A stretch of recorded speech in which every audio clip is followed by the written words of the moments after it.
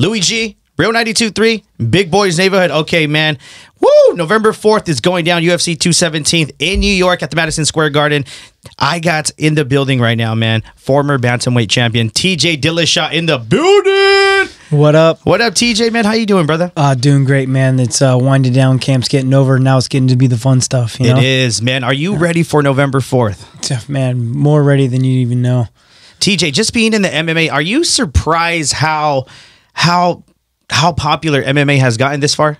No, I'm not surprised. It's a great sport. You know, it's as real as it gets. They put that in their slogan for a reason. You know, it is as real as it gets. I mean, it's one-on-one combat. You know, you get out there and there's no team to rely on. You know, it's very entertaining. It's one of those sports that anything can happen at any time, so keeps you on your toes, you know?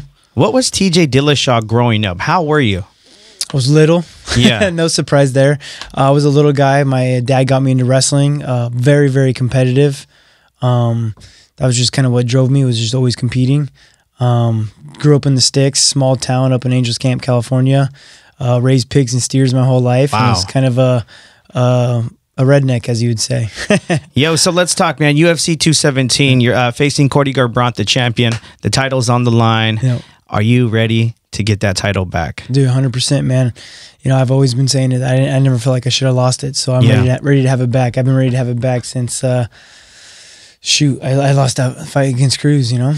That fight with Dominic Cruz was actually a battle, and I remember just seeing you. TJ, you know, just me, I'm a big UFC fan from day one, man. I just remember being a kid and knowing that UFC was around, but it wasn't really televised, or if it was, I couldn't get it, so I would go to the video store and go rent the actual VHS where it was like UFC 1, and it was like Royce Gracie against like some big old dude from like Japan or something like that. No weight classes, no rules. It was crazy, and just seeing it now and what it's become with UFC and just Dana White and what he's really done with it, and the brothers. It's crazy to me how many fighters are now into MMA, how much MMA has influenced just kids, teenagers, adults. Like, it's something different. One thing I saw recently was a hockey player. I was watching this documentary about hockey players, about how they all have an enforcer. And these enforcers go in there to intimidate the other team and just be the guy who's ready to fight anybody if they mess around with their teammates. And they were talking about how it's a different age, and these players are learning MMA on this side. So when this battle comes, when you drop the gloves, it's there. And recently there was a duck player who did a Superman punch and knocked a dude out. That's the first time I've ever seen like MMA influence in hockey, and it's just crazy how it really just travels from sport to sport. Like, everybody's influenced by it. And when we talk about MMA, just getting into it, what got you into MMA? Wrestling, man. From there? Yeah, I graduated Cal State Fullerton. Was enrolled into physician's assistant school, grad school. Was going to be another 3 years of school after I graduated from 5. And so it was easy to be talked out of going into grad school. Mark Munoz, my assistant wrestling coach at the time, which is now my coach again, helping me out down here in Anaheim. But he's the one that talked me into fighting. You know, I was following him around. He was in the UFC at the time when I graduated. I didn't reach my goals in wrestling, so I didn't feel like I was done competing. Yeah. And you know, he told me, he's like, look, man, you're an aggressive wrestler. I think you'd be good at fighting. You should give it a shot. And so I dropped out of school, and that was it, man. Do you remember your first punch where you're like, oh, shit, this is real?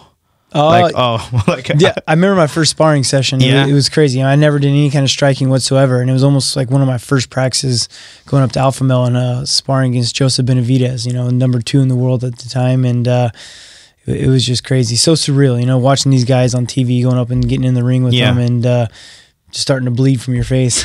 What's the relationship, and how did you start with Alpha Male?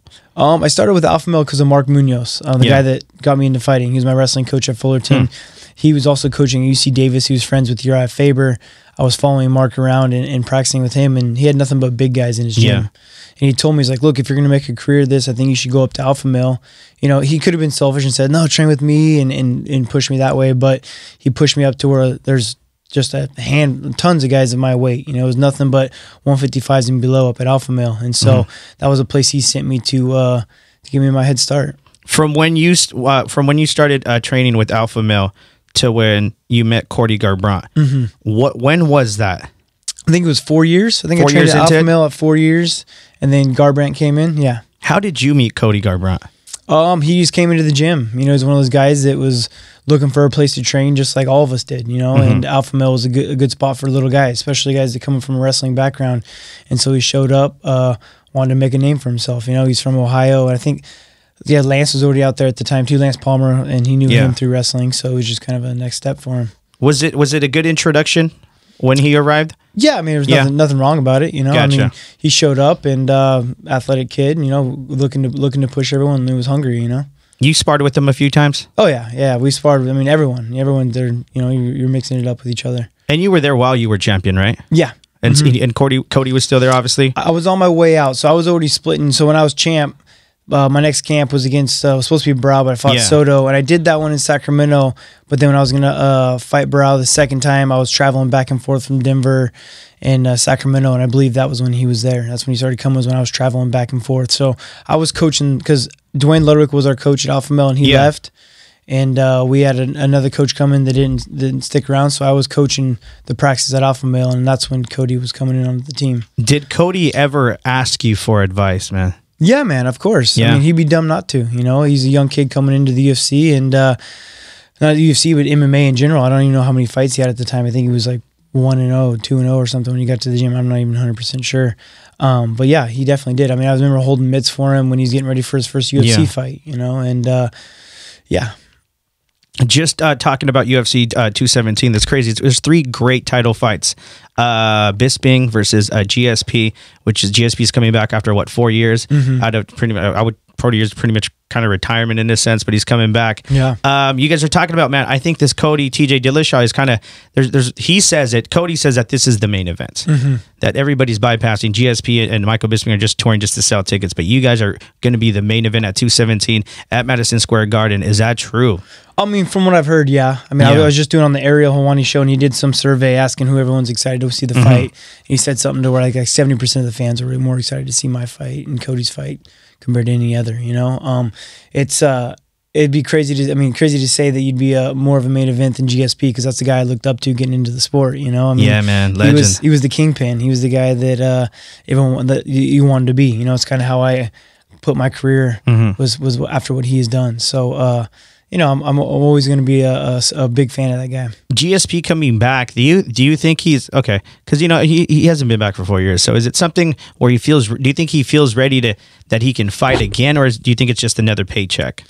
No, I think he's ready to fight. Yeah. You know, I mean, I don't think he would do it otherwise, because he's making good money outside the UFC. He's built a great name for himself, especially in Canada.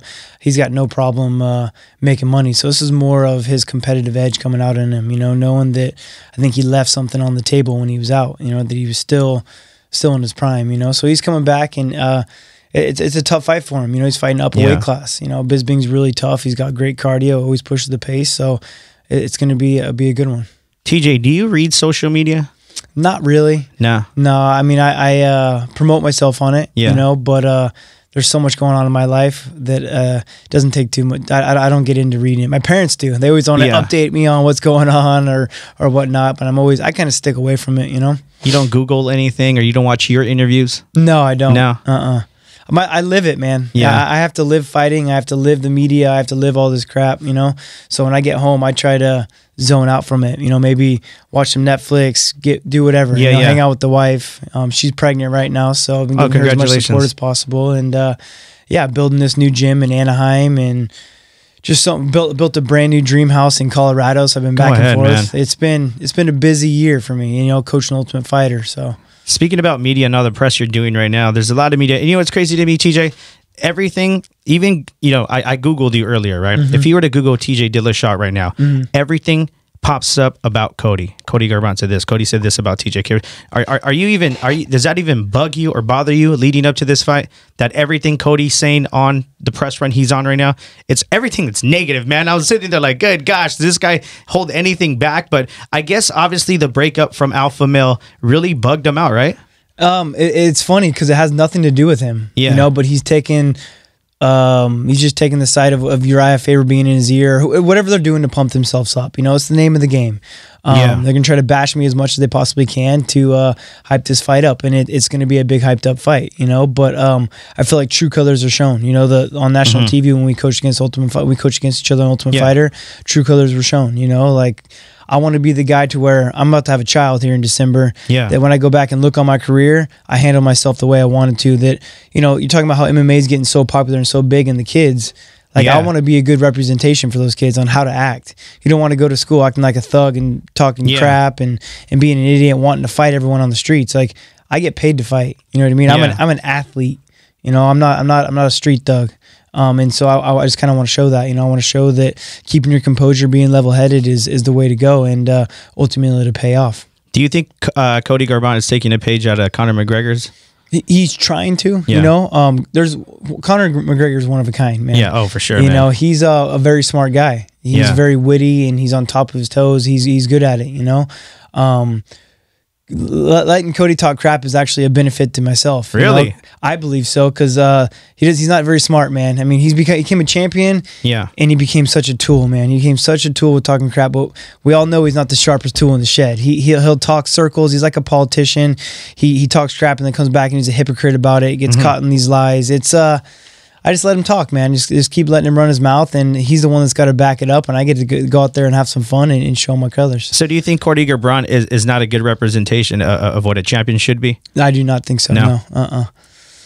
No, all these new guys coming into the sport, all these younger kids, they are trying to be the WWE trash talk. You know, they're trying to follow into Conor McGregor's star. He's a superstar, so they're trying to follow into his footsteps, and you see it with all these new guys that are coming in, these young hungry guys. Yeah.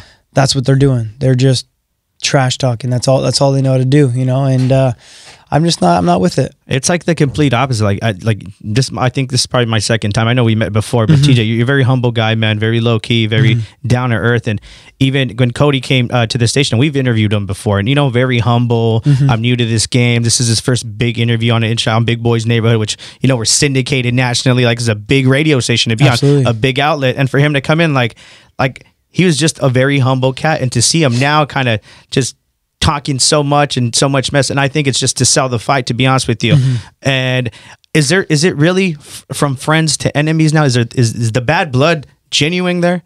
I believe so on their side. You know, I mean, they've gone out of their way to crazy continue to me. it. I mean, this drama of me changing camps and following a coach that made me become world champion. Yeah. And following him and trying to make my career. If I had true friends that I do, they're on that team that still support my decisions, they would have supported it. You know, but everyone else that wants to bag on me and try to hype their own name up off of me, they weren't my friends to begin with. You know, so it's just crazy how they won't let it go. They're so obsessed with me and Dwayne Ludwig, and it's very childish, you know. And that's why I said just let him keep talking, because I think it looks bad. You know, I think it's a bad look on them, and to be so worried and focused on what I'm doing while I'm out there building an empire. As a fighter, though, just obviously being around other fighters and up-and-coming fighters, and you training with them and being on teams and stuff like that, eventually you guys know that maybe someday you guys will be facing each other in an octagon, right? Absolutely. Yeah, I mean, we even talked about that when we were on the same team. You know, when I was making my way up, and obviously Uriah has always been up there. You know, me and him always talked about, like, we could possibly fight. You know, it's not something we wanted to do, but obviously that was the case. We were both in the top echelons of the weight class, you know. The fight I had with Cruz, I should have beat him. That was, my decision. I think I should have had that win. Could have been me and Uriah fighting next, you know. Could have been this whole thing with me and Uriah instead of me and Cody. But so those are things that you got to prepare yourself with, especially with a gym that's got a bunch of talent in it, you know. Yeah, I read something. Obviously, I've been reading a lot of the blogs and everything on MMA, and there's a rumor that Cody, I don't know if it's true or not, that Cody has video footage of him knocking you out inside the gym. Okay, is that true or not at all? True? I mean, he already got called out. He went on the Joe Rogan podcast, and Rogan wanted to ask him about it, about this footage, and why don't you release it, blah, blah, blah, all this stuff. And the more and more they talked about it, come to realize he didn't knock me out. It was one of those things where, like, he hit me, we kept going, and I'm in his face yelling back at him, and maybe he got the better of me in that sparring session, you know. And so Rogan's like, so he didn't get knocked out. He's like, oh no, but I hit him really hard, you know. It's like one of those things. Like I said, he's a politician. He's getting in full circle and getting caught in these lies, you know. I think the only thing I read that you've said is that in the gym during a sparring match, there's times where you beat him so bad where Cody would actually leave kind of in tears? Yeah. There was when he's getting ready for his first fight. Might not have been his first fight. When he was fighting Marcus Brimage, and I was helping him out. I was part of his camp helping him out. There was one of those times, you know, like you have the guy's number, you're putting it on him, or you know, whatever it may be. I mean, there's been multiple times where I've seen Cody bow out of practice, and me and Dwayne were talking about the other day on some situations where we've seen him just kind of quit practice. You know, and he's got that quit in him, and I expect to show that November 4th. Just being in Team Alpha for so many years and working around Cody, you kind of get used to someone's game plan. For example, so is that something you're worried about going into this fight? Not at all, man. They kind of know the way you fight. They kind of know your style. They kind of know this. Is there? Do you have a game plan to kind of maybe psych them out or not to? Like, they probably assume you're going to do certain things. Exactly. Always, man. And you're always evolving. I mean, my last fights are different. My last couple fights have been different than my fights previous to that. And it depends on who you're fighting. And by being a well-rounded fighter, you're able to switch up your game plan, you know? But if you're a one-trick pony, that's all you got. You know, they're going to know what's coming to them. You know what I mean? But if I'm able to beat you on the ground, I can threaten the takedowns. If I'm able to be a great kickboxer, whatever it may be, use these angles or keep you guessing. And the more I got them thinking about what I'm going to do is going to slow him down. So I'm hoping they're out there really worried about that. I'm going to do this, I'm going to do that, because he's thinking. I'm going to be out there with the one leading the dance, you know? TJ, what's the best part about being a professional MMA fighter?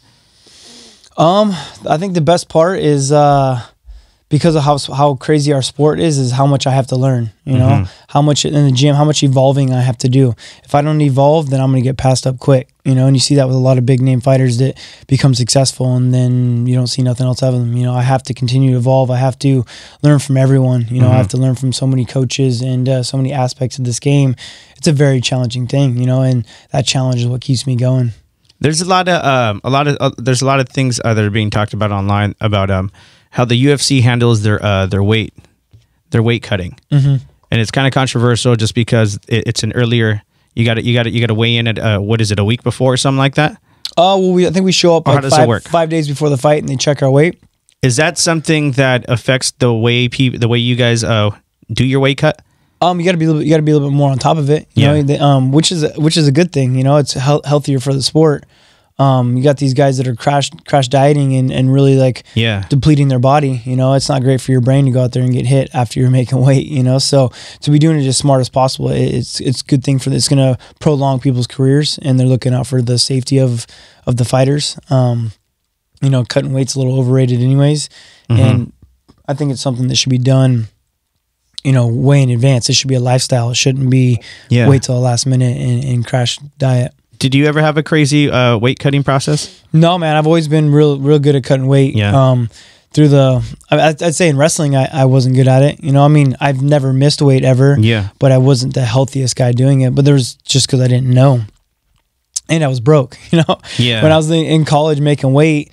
You'd be under, and you'd say I'm like 2 pounds under. I'd go to Carl's Jr. and weigh out a couple spicy chicken sandwiches, stand on the scale and be like, nice, man, I can eat these, you know, like, that was the way I did weight. I would, you know, cut too much water weight and do all these things that now I'm coming to find out as becoming a professional and getting paid and getting real serious about this thing, is that I did it all wrong, you know, and that's something that I like to bring back to the wrestling community, that this gym we're starting, the training lab and the strength and conditioning coach I'm using, he works with a lot of high school wrestling kids and their parents and teaching them the right way to do it, you know, because I mean, I've seen myself, I've seen my levels, my hormone levels and everything get messed up from cutting weight.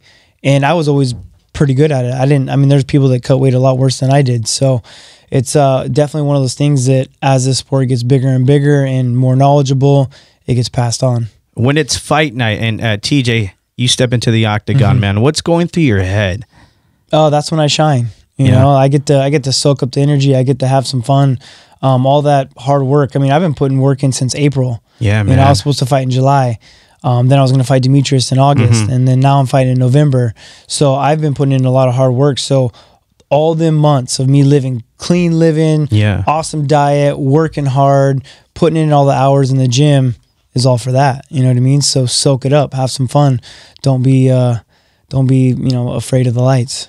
Gotcha. Do you have any rituals or any Anything you do before a fight? No, man. Really? No, I don't like to get caught in that, like, because if it doesn't happen, then you're messed up in your brain. You know, if you have something that you always used to doing, and for whatever reason it couldn't happen that time, I feel like it's gonna mess with you. You know, so why not just fly by the seat of your pants from the beginning? Gotcha. Does your family show up to these fights? Every time. Yeah. They've only not come to one fight. Really? And that's because I didn't want them to go to Brazil. It was in São Paulo. Yeah. I just didn't feel comfortable with having to worry about them being in the stands, you know? Yeah. I wouldn't say it was the safest environment is what I felt, you know? Gotcha. Is it because they sent you that memo of how to what not to do when you go to Brazil? Yeah, exactly. You know, and I've been there a few times. You know, I've been to Brazil, and it's a pretty cutthroat, crazy country. You know, I mean, there's some awesome areas. Don't get me wrong; it's a beautiful place, and I love the people.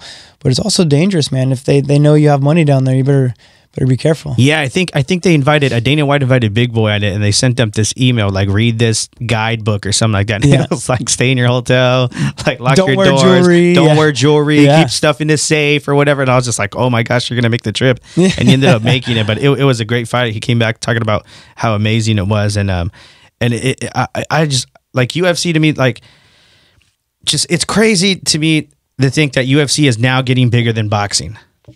It's at that stage now. The Conor McGregor Mayweather fight. What were your thoughts on that fight?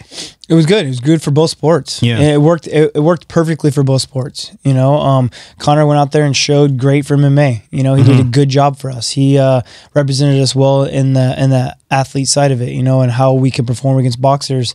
And then Mayweather obviously finished the fight like he said he was going to, and had a perfect game plan. Yeah, he knew that Conor was going to get tired. You know, I was saying it from the beginning. He doesn't have the cardio to last in a boxing fight. I've done a lot of boxing for not only this camp but in the past, and worked with some great boxers. And you just realize it's a different distance, a different pace.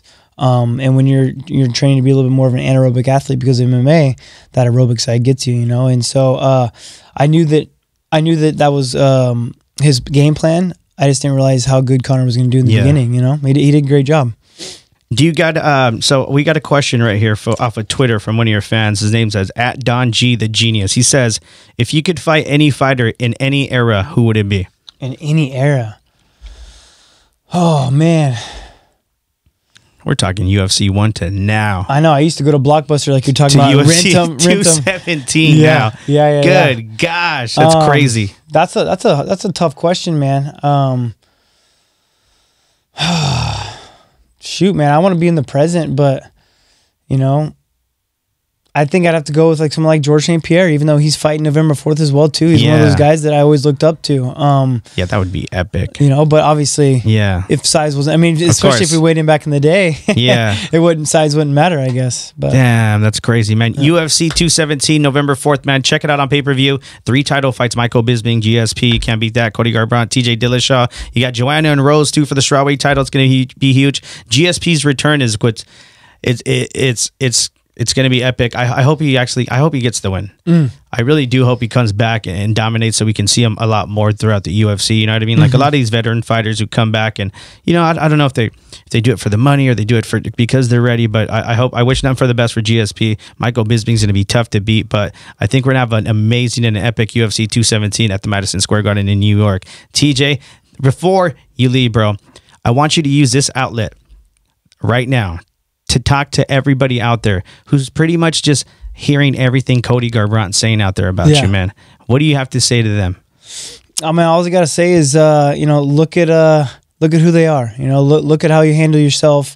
And I hope I've been a good role model for the most part. You know what I mean? I mean, can't always be perfect, but really, man, this is my life. I put a lot into it, you know, so you can judge a book by its cover, but what other people are going to say. But until you really understand the situation, you know, don't be so quick to judge, and enjoy your life, man. No matter what it is, no matter what job you have, I hope you enjoy it and get out there and grind every day. Man, TJ Dillashaw, thank you so much for swinging by, man. Yo, Louie G, once again, UFC 217, November 4th, live on pay-per-view, Madison Square Garden, 3 title fights. Make sure you order it on pay-per-view. Once again, TJ, thank you. It's a pleasure to meet you, brother. I appreciate it, man. Thank you. Thank you. Louie G, Real 92.3, Big Boys Neighborhood.